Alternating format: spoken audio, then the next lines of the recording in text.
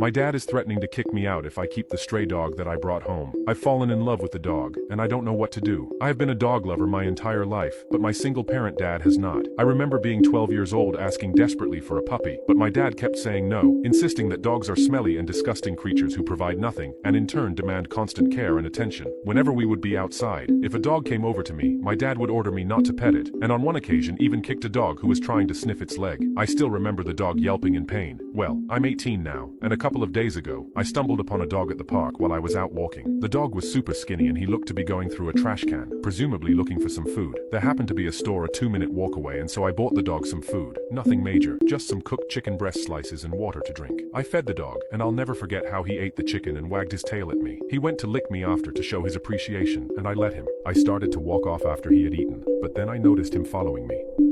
I had no idea what to do, and so I just kept walking. I bought him some more food from the store, and I managed to find a ball in the park, where I was able to teach him to play catch. Watching him run to the ball excitedly and bringing it back to me warmed my heart a lot.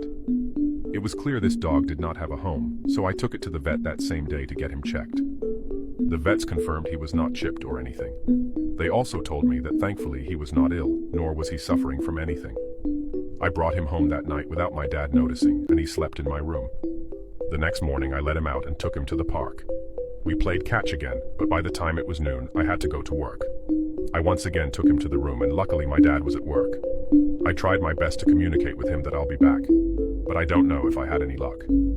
Before I even came home, I got an angry phone call off my dad. I knew what this was about already. Wasting no time, he asked me what the F this mutt was doing in our house. I tried to explain that this is a puppy I found in a park the other day who looked days away from starving to death, so I gave him some food.